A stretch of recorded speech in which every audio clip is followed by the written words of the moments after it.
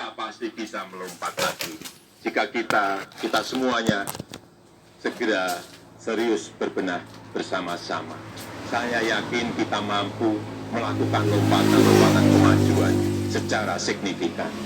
Momentumnya ada sekarang.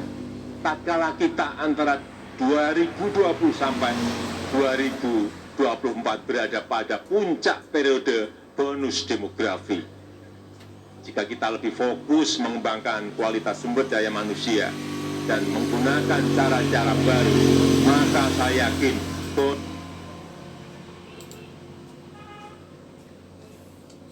Nah, demikian video yang baru saja diputar. Untuk itu, setelah menonton video itu, diharapkan kepada siswa memberikan pendapat apa saja. Memberikan pendapat apa saja. Ini karena curah pendapat, jadi setiap siswa bisa berpendapat apa saja dengan video yang baru ditampilkan. Jadi satu-satu, semua harus berpendapat. Tidak ada yang terbicara. Semua harus berbicara. Dan kalau tidak berbicara, Pak Guru akan tunjuk. Jadi semua harus berbicara. Pak Guru tunjuk yang tidak pernah berbicara itu. Pak Guru akan tunjuk pada orang yang begitu. Oke. Oh, ternyata ada yang angkat tangan. Ani, silakan Ani. Wah, bagus sekali. Oke, kita berikan aplaus untuk Ani. Wah, ada Argo lagi. Argo ada angkat tangan. Silakan Argo. Wah, bagus. Berikan aplaus. Wis, hari ini memang dong luar biasa. Yang berikut, Coach Cupu. Silakan Coach Cupu.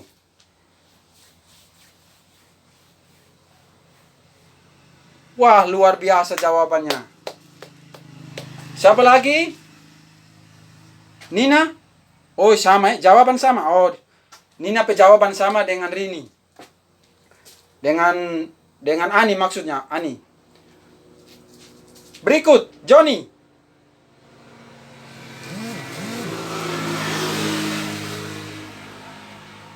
Oke, bagus sekali. Berikan aplaus. Terakhir. Atau masih ada? Yang lain sama, jawabannya sama, yang lain sama. Oke, ada Rini angkat tangan itu. Silakan Rini. Wah, luar biasa. Terima kasih atas jawaban-jawaban. Ternyata Pape anak-anak cerdas sekali. Tanpa disadari, kalian sudah bisa melanjutkan pelajaran berikut. Tapi sebelumnya, Pak Guru mengulangi atas jawaban-jawaban anak-anak tadi. Jadi begini, Pak Guru mengulangi lagi dari pelajaran dari jawaban anak-anak. Menurut Ani, setelah menonton video tadi, menurut Ani adalah penting iptek demi kemajuan bangsa.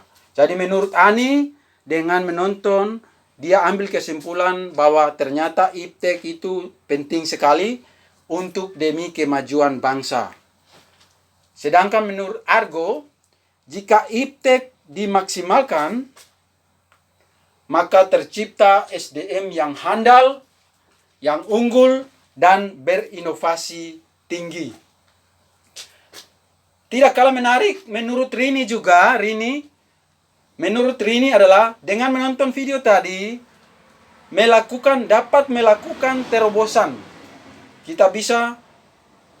Manusia bisa melakukan tindakan yang cerdik, mudah, cepat, dan berinovasi tinggi. Jadi apa yang dikatakan tadi Jokowi, dia ambil benang merahnya dan menurut dia di situ kuncinya. Dan terakhir Johnny, menurut Johnny bukan sekedar SDM unggul seperti apa yang dikatakan tadi siapa itu? Argo. Tetapi menurut Johnny, SDM yang unggul tidak cukup. SDM harus berhati Pancasila, berhati Indonesia. Artinya apa? Berhati Indonesia, berakhlak mulia. Itu yang dimaksudkan berhati Indonesia, berakhlak mulia, toleran, berideologi Pancasila. Wah, luar biasa. Kita aplaus semuanya. Itu dari penayangan video. Sekarang kita masuk ke inti. Bagaimana kata Alkitab. Bagaimana pandangan Alkitab terhadap dampak perkembangan iptek. Mari kita lihat.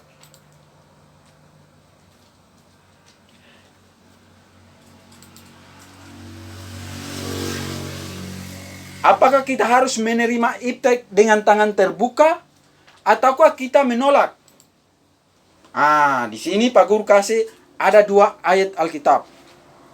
2 ayat Alkitab menjadi landasan kita untuk dalam pelajaran ini. Yang pertama, Kejadian 1 ayat 27 sampai 28. Dan yang kedua, Amsal 1 ayat 5. Untuk itu, kita bagi kelompok 4 orang, tiap kelompok 4 orang. Pak Guru kasih kesempatan 8 menit. Karena tadi anak-anak sudah ada gambaran dengan video, sehingga Pak Guru kasih kesempatan 8 menit untuk bisa berdiskusi dengan 2 dasar Alkitab tadi.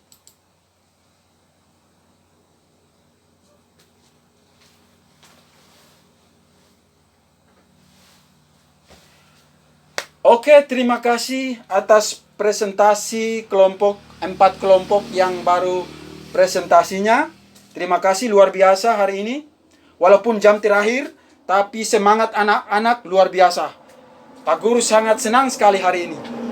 Dari pemaparan setiap kelompok, maka Pak Guru bisa menyimpulkan sementara. Tentu kita sama-sama ya, menyimpulkan. Setelah Pak Guru melihat dari kelompok 1, 2, dan 3, maka Pak Guru bisa menyimpulkan.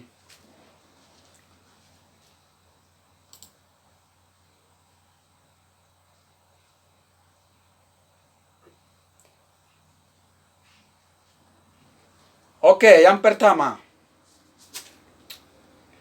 Dari Amsal 1 ayat 5 menjelaskan, baiklah orang bijak mendengar dan menambah ilmu, dan baiklah orang yang berpengertian memperoleh bahan pertimbangan. Dari presentasi anak-anak, menurut Pak Guru sudah baik, tapi Pak Guru hanya tegaskan kembali lagi. Dari ayat ini menjelaskan bahwa Tuhan memerintahkan kepada manusia untuk senantiasa mengembangkan ilmu pengetahuan yang ada dalam dirinya dan terus mencari suatu bahan pertimbangan agar manusia menjadi bijak dan berpengertian. Iptek yang kita dapat harus dimanfaatkan secara baik, maka hasilnya pasti juga baik. Kemudian dasar Alkitabiah yang berikut adalah Kejadian 1 ayat 27 sampai 28. Allah memberikan kepada manusia suatu amanat. Istilah ilmiahnya mandat budaya, yaitu untuk menaklukkan alam. Dan taklukkanlah itu. Tetapi penaklukan tidak bisa secara bebas, tetapi harus secara bertanggung jawab. Jadi untuk dapat menaklukkan alam, manusia membutuhkan iptek. Manusia harus mampu untuk memeriksa alam serta mengambil suatu tindakan yang tepat bagi kesejahteraan alam semesta. Untuk itu, manusia perlu iptek. Jadi, iptek bukanlah musuh orang Kristen.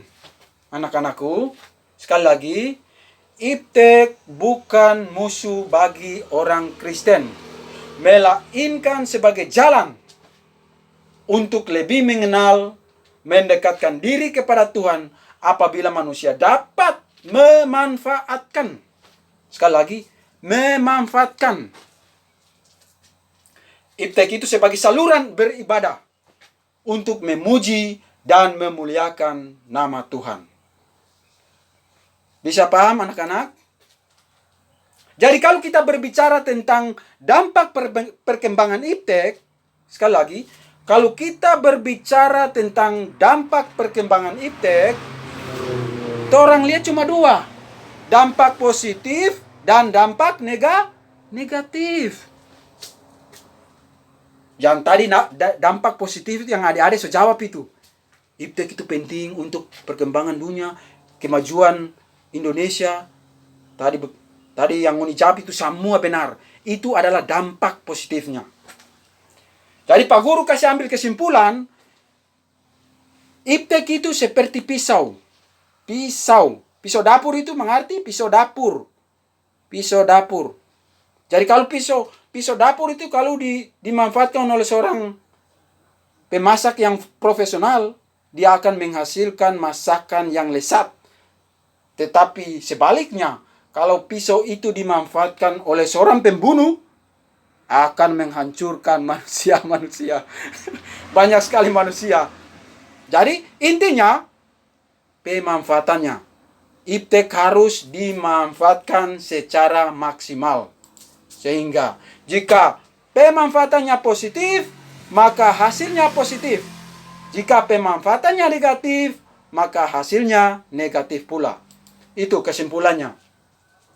Jadi, dari kesimpulan itu, Pak Guru merangkum semua bahwa iptek adalah sesuatu yang tidak bisa kita hindari. Sekali lagi, dengan masa perkembangan ini serba canggih, belajar online, iptek itu mau atau tidak mau harus. Bisa paham? Dengan kemajuan ini semua kita harus nilai secara positif. Itu semua adalah karunia Tuhan. Setiap inovasi yang diciptakan untuk memberikan manfaat bagi kehidupan manusia. Tentunya. Jika kita manfaatkan secara positif. Sebagai seorang remaja Kristen, ini penting ini. Dengar sini. Siapa yang di belakang itu? Perhatikan ini kata kuncinya. Perhatikan. Sebagai seorang remaja Kristen, hendaknya menyikapi iptek tersebut dengan baik, termasuk dalam menggunakannya, mengembangkan dan lain sebagainya, karena iptek merupakan anugerah atau pemberian Tuhan. Kita hendak mengembangkan ilmu pengetahuan dan teknologi. Itu sebagai sikap takut akan Tuhan. DP kunci di situ. Jadi orang menggunakan bentuk apa, iptek apa saja, teknologi apa yang kita gunakan harus berdasarkan kita punya hati itu harus bersikap bahwa ini kita harus takut kepada Tuhan. Dan itu yang kita dapat haruslah dimanfaatkan sebagai sarana bagi kemuliaan nama Tuhan. Bagi kesejahteraan sesama umat sebagai wujud ucapan syukur atas karunia Tuhan. Berupa, ini berhubungan dengan pengetahuan ini. Pelajaran yang lalu. Berupa akal budi, kepandaian, kecerdasan, talenta, anugerah bagi kita semua. Bisa paham anak-anak? Bisa? Sebagai pertanggungjawaban tadi diskusi yang kalian paparkan, untuk mengujinya itu, Pak Guru akan memberikan tugas. Ada 2 tugas yang perlu anak-anak harus bikin. Tugas yang pertama itu kalian mengisi tabel. Tabelnya yang pertama iptek yang digunakan. Jenis ipteknya apa? Adik-adik bisa tulis jenis ipteknya apa, dampak positifnya apa, dampak negatifnya apa, kemudian sikap kalian apa. Sikap adik-adik terhadap iptek itunya apa. Kalian isi kolom-kolom itu. Minggu depan kita presentasi lagi. Kemudian tugas yang berikut kalian buat ringkasan. Buat ringkasan untuk 2 pertemuan berikutnya. Mungkin itu saja. Bisa mengerti anak-anakku?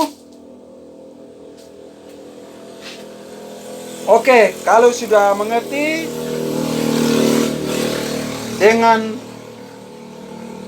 berakhir penjelasan itu, maka Pak Guru akhiri karena jam sekarang sudah mendekati jam 2. Jadi kita tutup dengan doa. Mari kita berdoa. Terima kasih Bapa di sorga, karena Engkau sungguh mengasihi kami. Engkau menyertai kami sehingga proses belajar mengajar hari ini bisa terlaksana dengan baik. Kami menyadari sungguh atas apa yang kami lakukan belumlah sempurna. Untuk itu sempurnakan kami atas kekurangan kami ini. Biarlah hikmat Tuhan berlaku atas kami, supaya ke depan kami bisa lebih baik dari yang sekarang. Inilah kami Tuhan, hanya dalam nama Yesus Kristus, Tuhan dan Juru Selamat kami yang hidup. Amin. Oke, pelajaran kita selesai. Saya kembalikan ke Ibu dosen. Oke, Pak.